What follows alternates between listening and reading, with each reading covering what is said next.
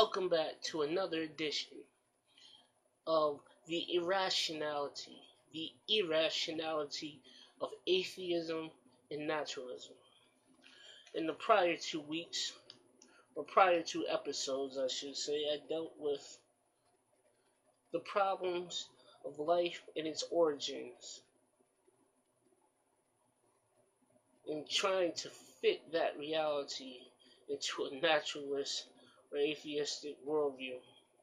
Now, today I will move on from that and get into the problem that mind consciousness causes for an atheistic or naturalistic worldview. Now, to the best of my knowledge, all the atheistic worldviews out there and all the naturalistic worldviews out there come together at this one point, at least this one point, that there is no God, and that the material world is all that there is. Now, if you look at life like that, then most of the models, if not all of them, about life start off with energy. I'll use one example of this with Big Bang. If you subscribe to Big Bang Theory, then you believe that life began with a singularity of energy that expanded out of this extremely hot and dense state, just started expanding. And after billions and billions of years, this whole heated state of matter cooled down. And out of that cooling down came the first subatomic particles, which by extension made the first atom. Helium. And out of that came stars. Stars that brought forth the heavier elements and more stars, out of which came even heavier elements, and long with time, the Earth, the rest of the solar system, and virtually life as we know it. Well, it has been the traditional viewpoint of many or most scientists, as well as those who hold to many of those who hold to naturalist position and atheist position, that these forces of matter are not conscious. They have no will, no purpose, no intent, not even intelligent. They work on a system of action and reaction that creates other reactions and actions that demand reaction, and so on and so forth. What is the extension of that? The extension of that is this: that we creatures, especially us humans, but that we living creatures of intelligence, creatures that are conscious, we're self-aware, and that move and work, have our doings according to purpose, according to will, according to intent, came from that which is unconscious, that which is unintelligent, that which has no intention, that which has no purpose.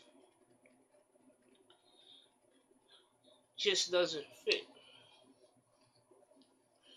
Look at life around us. Let's use the example, and this is one of my favorite examples. Have you ever, or has anyone ever seen a messy room that was cleaned up by itself or through any process that didn't include a person's will, a person's mind, a person's intelligence, a person's purpose to clean it up. No, I didn't think so. Has anyone ever seen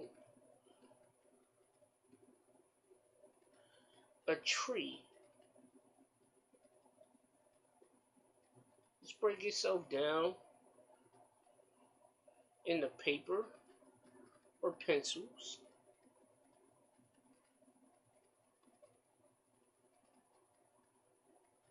or 2x4s? No. It took the mind, the purpose,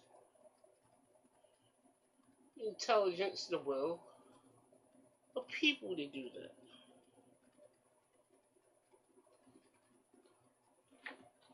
So, use this as another example. I have here one of those 3-light LED lights. From best that I can tell, seems to be made of some type of hard plastic.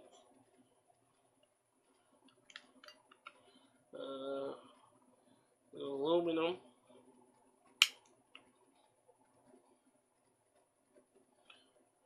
Now, what makes up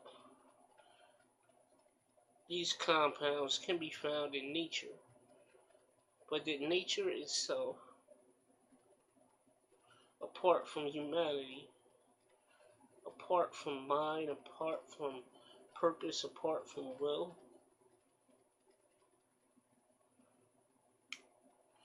apart from imagination, shape this thing into what it is today, or any useful, complex product? No, they're not. We have all these things and other technologies because they're creatures on this earth, even us human beings, that have mind, that have purpose, that have imagination to create, that have a will to desire. It's because of that nature, that natural things have taken on complexity and formed into more useful things. Now, I will grant you that everything at the physical level is material. Let me ask you a couple of questions. Have you ever seen trees talking with one another? No. Have you ever seen a rock cry? No. Do we have any evidence of flowers loving? No. No, I thought you would say that. Does water condemn or pardon? Does sunlight hate? Does the moon have compassion? To both of these, we would agree, no. Now, all these bodies of beings all have in common with us that the physical level, we are all material, we all matter. But there is something different on the inside of man. God says the difference between the living creatures and the other entities of matter on the earth is this. After forming our bodies out of the dust or the clay of the earth, God breathed into man and gave the other living creatures all the breath of life, which is the residue of his spirit, apparently apart from uh, uh, the moral things of his spirit, but just the residue of his spirit, God's spirit, that makes things animate and conscious, makes them alive and aware. So the breath of life is beyond the simple mere oxygen, but it's some residue of God's spirit. And when it comes to humanity above the other living creatures, it says God made us in his image and likeness. So he breathed into man's nostrils the breath of life, and man became a living soul. So we are living souls in the image and likeness of God.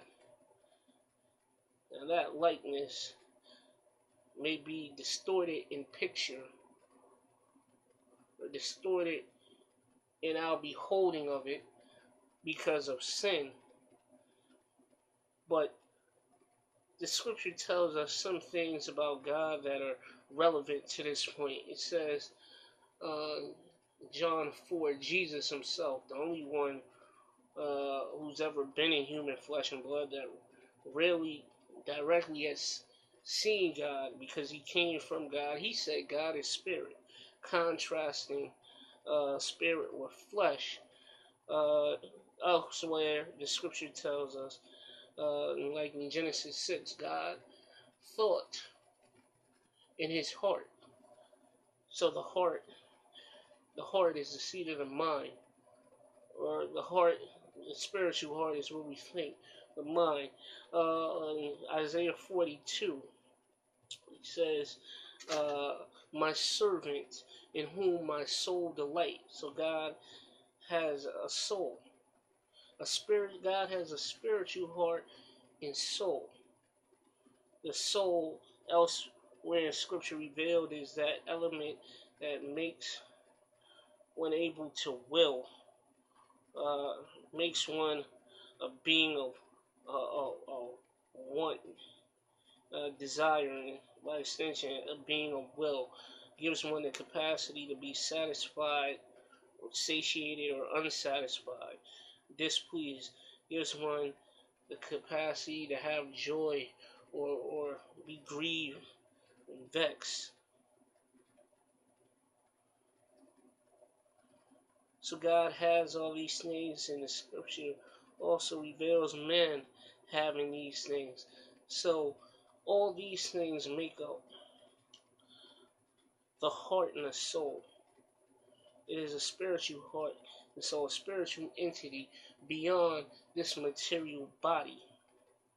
And that part of us is in the general image and likeness of God. Just as God, whereas he is spirit, he yet gives life to the material world. We living spirits, we living souls whom have spirit, also give animation to these bodies of earth.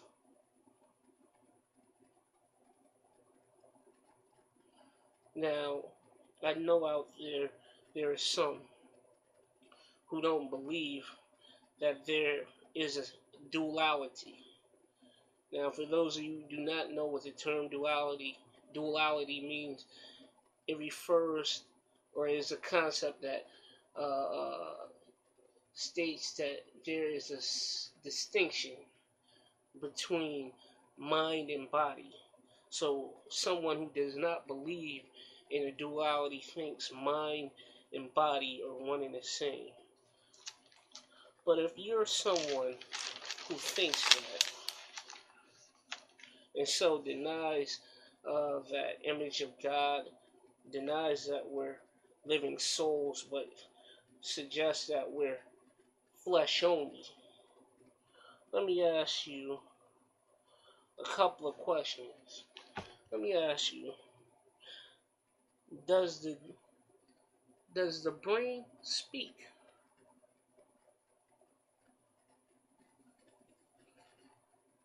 Well, the brain itself doesn't speak. The brain sends messages to my vocal cords, by which I, as a total being, I'm able to speak outwardly. But no, the brain itself does not speak. Yet, when I think, I hear myself speaking my voice in my inner man.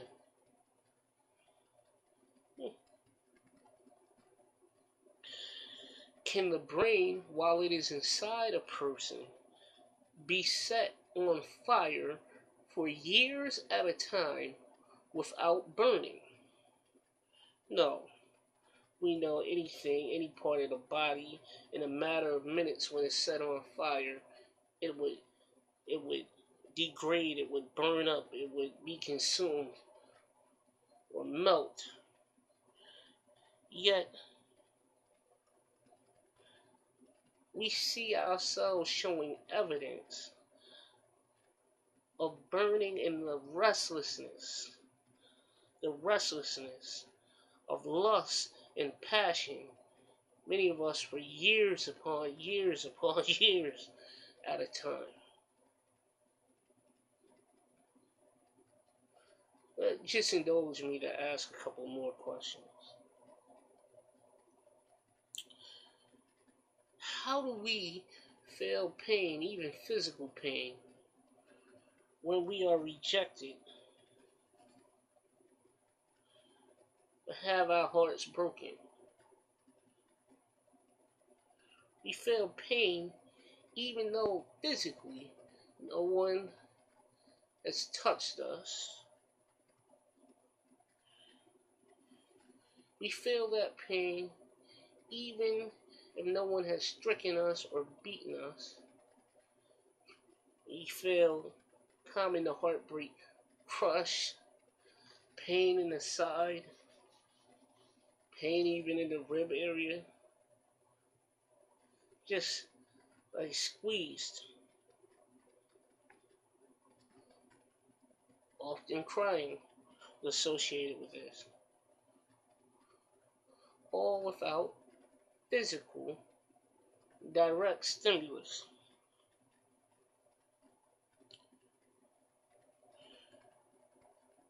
Why does everything happen to seem physically darker, dimmer, or like dingy looking when one is depressed? Why does one seem weighing down or feel like this heaviness upon them, like they're being crushed when they feel guilt or disappointed, when they're not physically carrying any heavy object and nothing and no one heavy is sitting on them, but they feel weight, heaviness, pressure, crushing at times. There is a material reality that imposes itself on the material world. There is an immaterial reality that imposes itself on the material world. So just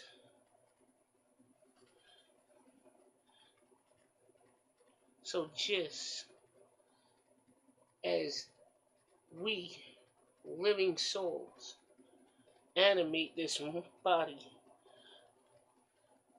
I think in my mind it speaks to the brain. The brain sends a signal to move the hand. So it is so. So it is so that God animates the material world that God, a spirit, gives life to the physical world. In Him we live, move, and have our being. And outside of Him, you cannot explain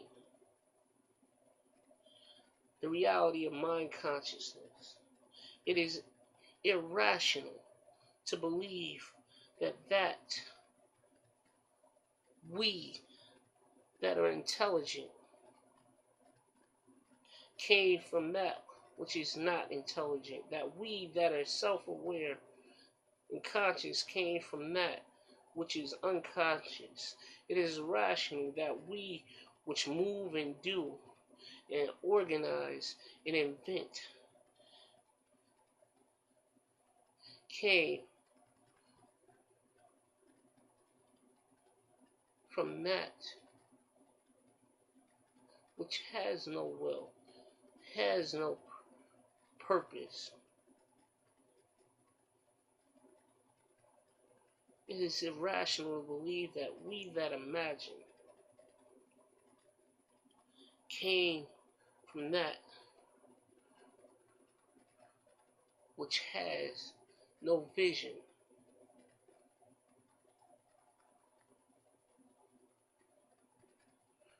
For it is through these living spiritual attributes that I have mentioned we make everything that we have made.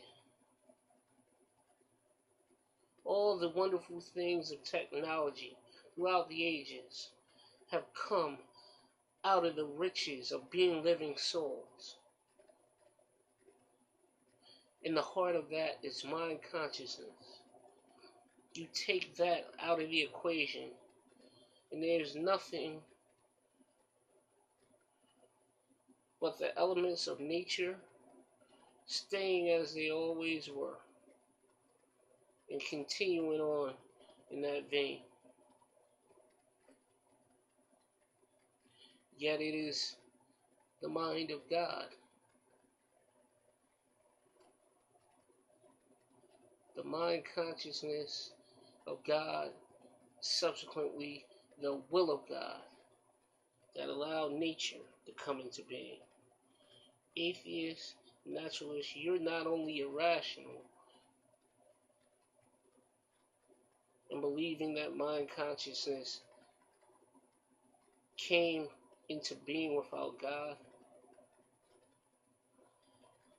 but you're irrational, and without God you have no answers. Just questions. And that is darkness beyond the lack of physical light. Take heed.